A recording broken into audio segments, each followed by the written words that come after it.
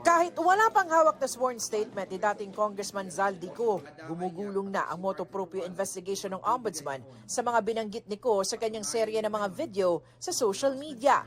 Kabilang dito sina dating Budget Secretary Amenah Pangandaman, dating House Speaker Martin Romualdez, dating Undersecretary Adrian Bersamin, at maging si Pangulong Bongbong Marcos. Even the President. Well, we have to look if it's possible na nangyari yun.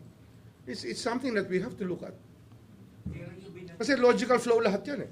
It has to be believable in the first place. Kasama rin sa iniimbestigahan si dating Executive Secretary Lucas Bersamin. Possible din kasi may relationship siya rito eh. And it was his ward eh. Bago yan naging PLLO, USEC yan sa OP eh. Apo ng dating Executive Secretary si Adrian Bersamin na dating Undersecretary ng Presidential Legislative Liaison Office o PLLO. Matagal na raw nasa radar ni Remulla ang nakababatang Bersamin. May naranasan kami sa DOJ na tila siya ang nakialam sa appointment process. At yan, I took it against many people who were responsible for that. Kasi nga, we need, ang prosecutors natin, pinipili natin based on our confidence. And some people were not appointed accordingly. Or were appointed without even consulting us on that matter. Meron pa ibang mga pagkakataon that this young undersecretary was using the name of the president. There have been other incidents. Ang lumalabas raw ngayon sa investigasyon ayon kay Remulla, may conspiracy to commit plunder sina dating Yusek Bersamin, dating DPWH Undersecretary Roberto Bernardo at dating DepEd Undersecretary Trijib Olayvar. Sa talumpati ni Senator Panfilo Lacson kahapon, pinangalanan niya sina Adrian Bersamin at Olayvar na ginagamit umano ang pangalan ni Pangulong Marcos para paikutin si Ko sa issue ng budget insertions. Batay raw yan sa pahayag ni Bernardo. Ayon pa kay Remulla, tinitingnan na ng Department of Justice na gawing state witness si Bernardo. May alok na rin daw itong magbalik ng pera sa gobyerno. At least 10 deliveries. The modus that yung arrangement nila is, may tigisa silang armored van. May armored van si Yusek Olayvar, may armored van siya, magpapark sa basement ng Diamond Hotel, darating yung van driven by Olayvar, and possibly, sabi niya, hindi siya sigurado, and possibly along with Adrian Bersamin.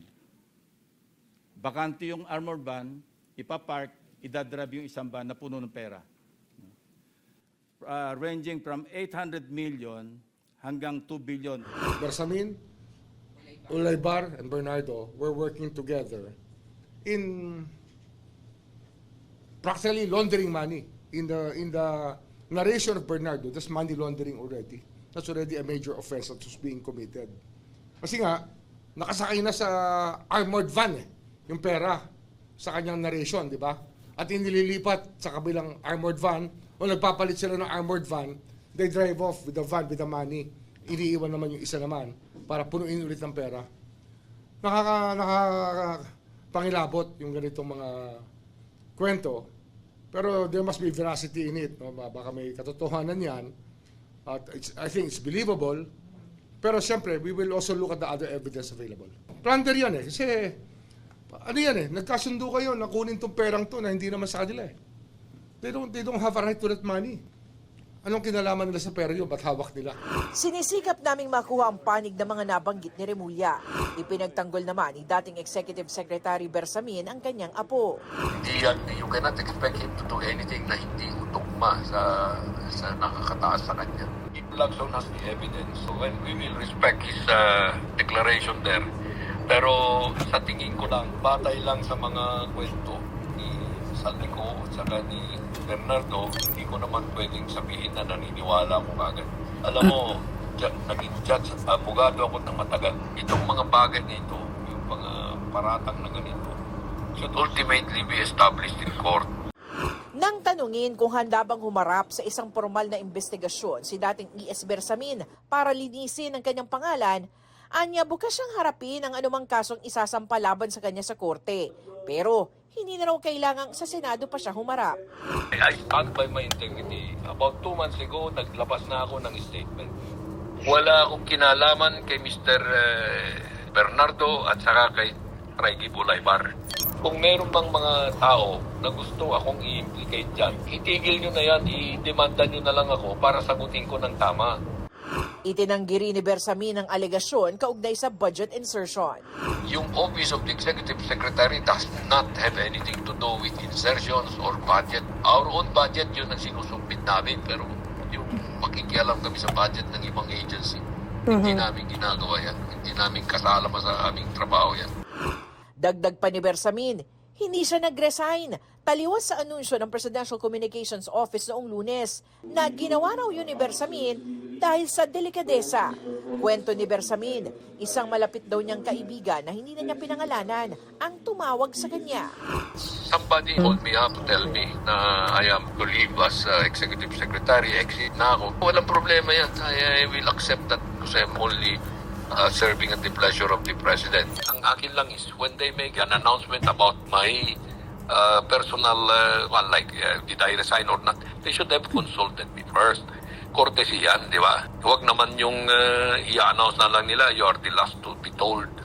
Hinihingan namin ang pahayag ang Malacanang kaugnay nito. Para sa GMA Integrated News, ako si Salima Rafra ng inyong saksi. SB 25 CRM 0039. People versus Rizal Salcedo. Naraffle na sa Sandigan Bayan ang mga kasong inihain laban kina dating Congressman Zaldico, mga dating opisyal ng DPWH Mimaropa at mga opisyal ng construction company na SunWest. Nagbunutan para ma-assign kung saang division ng Sandigan Bayan didinggin ang mga kaso kaugnay ng substandard na 289 million peso flood control project sa Nauhan Oriental, Mindoro. 5th Division ng Sandigan Bayan ang hahawak ng kasong paglabag sa RA 3019 Anti-Graft and Corrupt Practices Act Section 3E. Ang chairman nito ay si Associate Justice Zaldi Trespeses, appointee ni dating Pangulong Noynoy Aquino. Sandigan Bayan 7th Division ang didinig ng kasong paglabag sa RA 3019 Section 3H or receiving unwarranted financial or pecuniary benefits. Ang chairman ng division na ito, si Associate Justice Lorifel Pahimna, na dating judge ng Taguig Regional Trial Court bago itinalaga sa Sandigan Bayan ni dating Pangulong Rodrigo Duterte noong 2017. 6th Division naman ang nabunot para dinggin ang kasong malversation of public funds. No bail o walang piyansa ang rekomendasyon ng Ombudsman sa kasong malversation. Si Justice Sara Jane Fernandez ang chair ng Sandigan Bayan 6th Division. Dati siyang Assistant Solicitor General bago i-appoint sa Sandigan Bayan ni dating Pangulong Noynoy Aquino. Ayon kay UP Law Professor Paulo Tamase, sa amended rules of court, may 10 araw mula ng isampa ang kaso para pag-aralan ng mga mahistrado kung may probable cause o sapat na batayan ang kaso. Sakaling may probable cause, kasabay na nito ang pag-issue ng warrant of arrest para maiharap sa korte ang akusado at mabasahan ng sakdal. Sa determination ng probable cause, ang tinitignan talaga ng husgado ay yung information o yung sakdal na hinihain ng ombudsman. Hindi pa binibigyan ng pagkakataon yung nasasakdal na mag-participate sa proceeding. Yung pagkakataon na iyon ay kung matutuloy nga sa paglilitis. Ayon sa abogado ni Ko, di na sila nagulat sa mga inihaing kaso. Anya, na pre-judge o hinusgahan na ng ombudsman ang kaso mula pa noong day 1. We are not judges here, we're prosecutors. We are supposed to prosecute people who commit infractions of the law.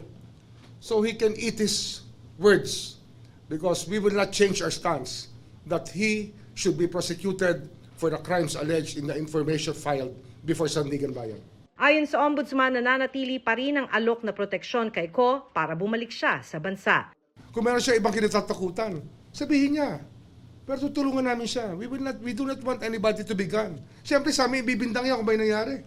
Di ba? We can go to the tube and pick him up and bring him through a route that a waiting vehicle where somebody he trusts is there. And we can put it all on video, everything happening. We can have body-worn cameras the whole time. Dagdag ng ombudsman, submitted for resolution na ang 3 kaso laban sa mag-asawang contractor na Curly at Sara Diskaya. Maaaring maisampa na raw ang mga ito sa korte sa Biyernes o sa susunod na linggo. Balak ni Remulla na i-live stream ang mga preliminary investigation. Gagawin natin. We're just making the rules. Huwag kayong mag-alala. We want to be as transparent as ever. Para sa GMA Integrated News, ako si Maki Pulido, ang inyong saksi. Mga kapuso, maging una sa saksi. Mag-subscribe sa GMA Integrated News sa YouTube para sa iba't ibang balita.